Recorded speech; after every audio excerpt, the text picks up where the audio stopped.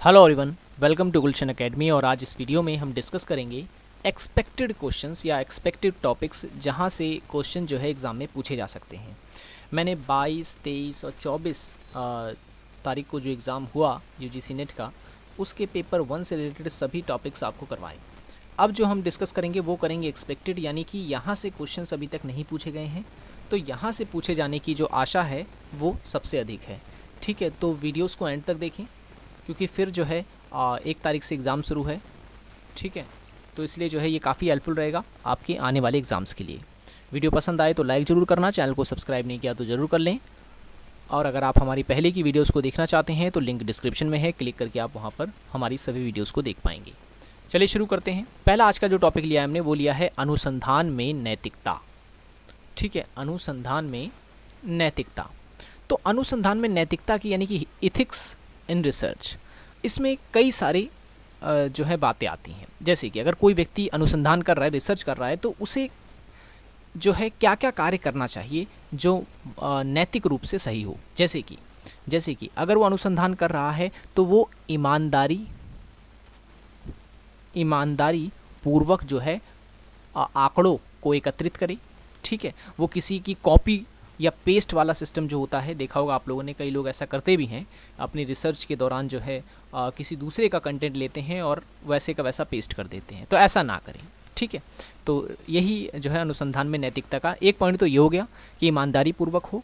दूसरा, पूर्वाग्रह से मुक्त हो। ठीक है, अब यहाँ पर कई लोग नहीं समझ पाएंगे पूर्वाग्रह, प्रीजुडिस कहते हैं जिसे इंग्लिश में। और पूर्वाग्रह का मतलब ये हो गया कि पहले से ही किसी भी चीज़ के बारे में सोच लेना, या जो है कोई घटना ऐसी ना घटी और पहले से उसके बारे में अपने मन के अंदर एक प्रकार की धारणा बना लेना ही पूर्वाग्रह कहलाता है।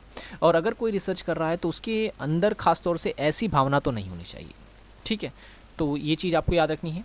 ठीक है, आप एक तो पूर्वाग्रह हो गया और कह सकते हो कि भ्रांत धारणा जो है वो इसी के अंतर आ जाएगा। ठीक है, और तीसरी जो बात याद रखनी होती है शोध में, वो ये कि जो अनुसंधान किया जा रहा है, जो प्रक्रिया अपनाई जा रही है, वो विश्वसनीय होनी चाहिए। ठीक है, विश्वसनीय होनी चाहिए और ज्ञान में वृद्धि में सहायक हो, या ज्ञान की वृद्धि में सहायक हो। ठीक है, और क्या क्या आ जाएंगे इसमें, और जो अनुसंधान किया जा रहा है वो ध्यान पूर्वक किया जाए। ठीक है, ये भी आ जाएगा इसमें, क्या हो, ध्यान पूर्वक हो।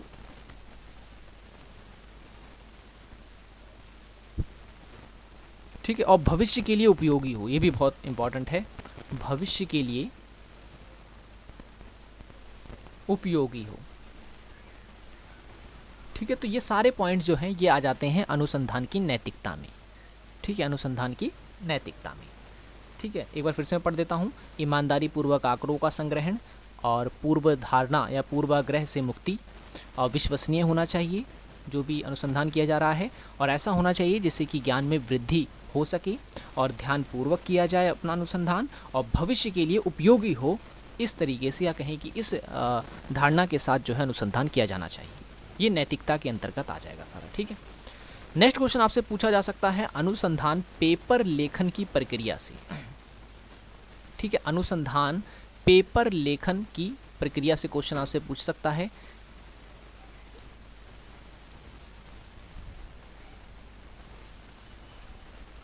तो जब भी अनुसंधान पेपर लेखन किया जाता है, ठीक है, तो उसमें बहुत सारे चरण होते हैं, बहुत से स्टेप होते हैं।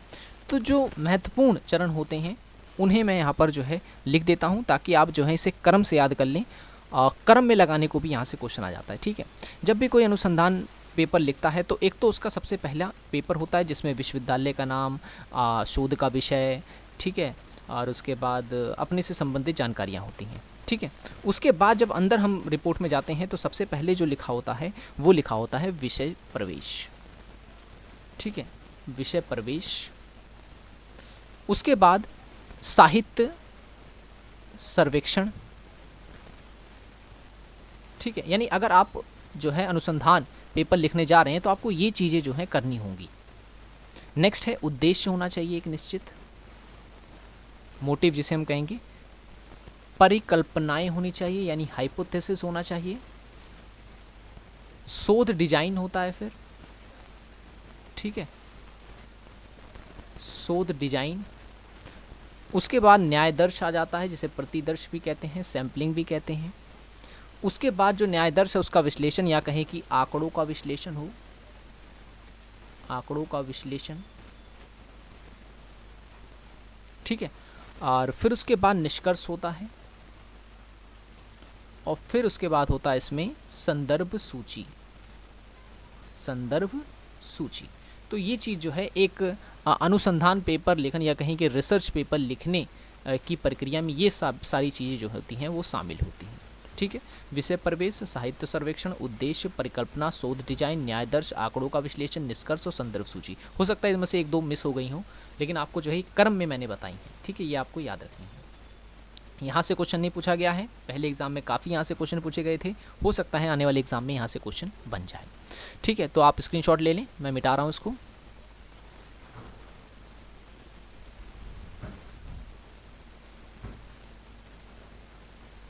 ओके, अब बात करते हैं लिखित संचार के रूप, ठीक है।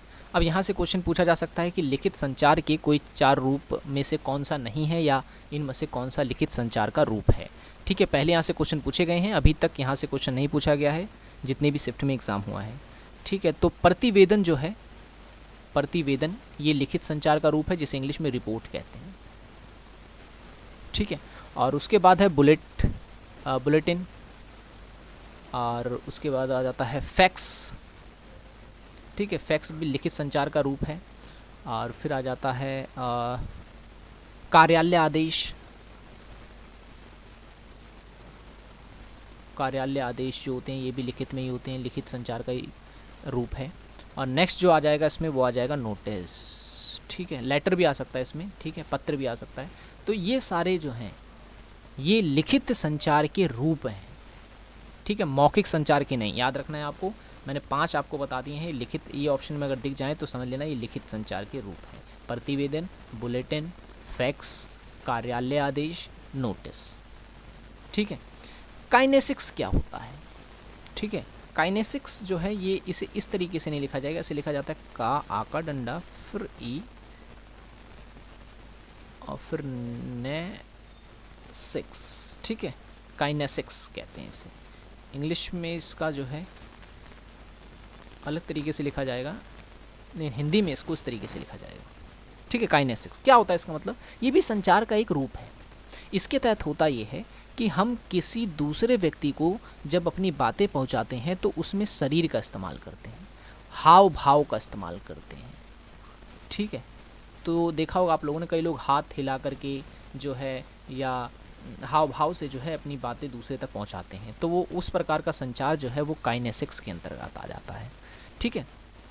एक होता है इसी में ही एक और होता है प्रोक्सेमिक्स, प्रोक्सेमिक्स ये जो होता है प्रोक्सेमिक्स, ये एक प्रकार का ऐसा संचार होता है जैसे मान ले कि प्रधानमंत्री है, तो प्रधानमंत्री की कुर्सी को देख करके उसकी पावर का अनुमान हम लगाते हैं, ठीक है ना, प्रधानमंत्री की कुर्सी को देखकर हम उसकी पावर का अनुमान लगाते हैं। तो ये इस प्रकार से जो संचार हो रहा है ये कहलाता है प्रोक्सेमिक्स, ठीक है। किसी वस्तु को देख करके किसी व्यक्ति के बारे में जानना वो प्रोक्सेमिक्स संचार के अंतर्गत आता है, ठीक है। कोई बड़ी गाड़ी देखी तो उससे अनुमान लगा लेते हो कि ज़रूर ये व्यक्ति जो है अमीर व्यक्ति है, ठीक है, जिसने ये गाड़ी खरीद रखी है। तो इस तरीके से आप जब करते हैं तो ये कहलाता है प्रोक्सेमिक्स। ओके, मैं फिर से मिटा रहा हूँ इसको।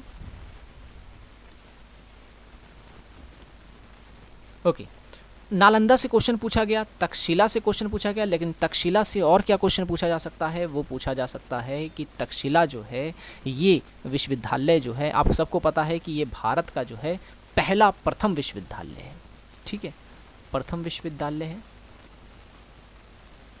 अब प्रथम विश्वविद्यालय की स्थापना कब हुई, तो इसकी स्थापना से क्वेश्चन पूछा जाता है 700 ईसा पूर्व में हुई है, अभी तक नहीं पूछा गया, ये पूछा जा सकता है। तक्षशिला विश्वविद्यालय की स्थापना 700 ईसा पूर्व में हुई थी।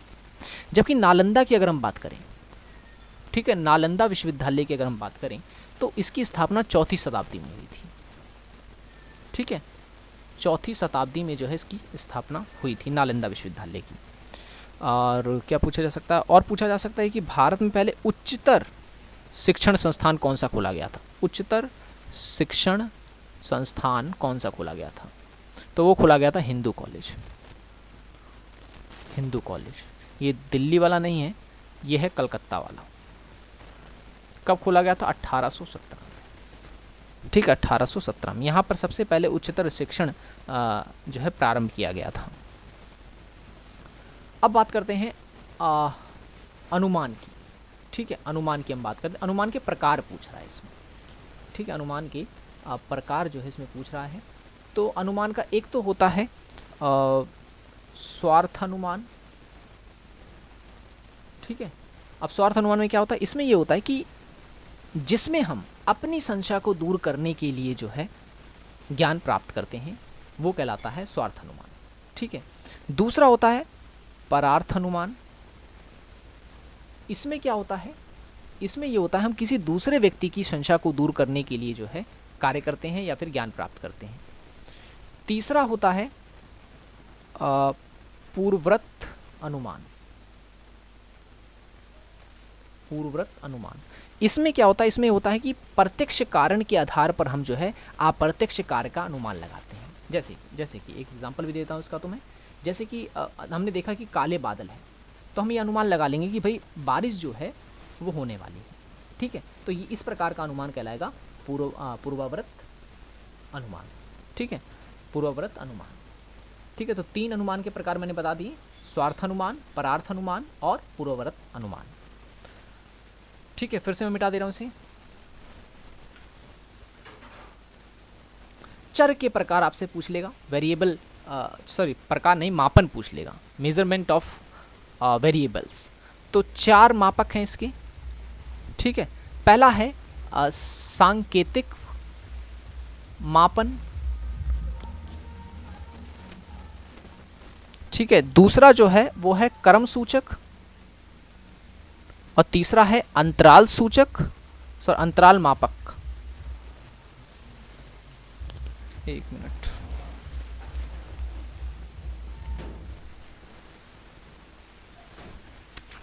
ठीक है, तो सांकेतिक मापक मैंने आपको बता दिया, और दूसरा जो है क्रम सूचक मापक, तीसरा जो है वो है अंतराल मापक, चौथा है अनुपात मापक। ये आप इसे लिख लें। ठीक है, पेन जो है काम नहीं कर रहा, इसलिए मैं लिख नहीं रहा हूँ इसको। गांधी और शिक्षा के ऊपर क्वेश्चन पूछा जा सकता है। गांधी ने किस प्रकार की शिक्षा की बात की है? तो गांधी बात करते हैं नई तालीम की। गांधी का मानना यह था कि शिक्षा ऐसी होनी चाहिए जो किताब के साथ साथ कुशलता से जुड़ी होनी चाहिए, यानी कि किताबी ज्ञान के साथ साथ उसे जो है कौशल का ज्ञान भी दिया जाए जो कि उसके जीवन में कार्य आ सके। ठीक है, तो इतना आपको याद रखना है। आई होप ये वीडियो आपको पसंद आया होगा। मिलेंगे अब नेक्स्ट वीडियो में। Thanks for watching this video.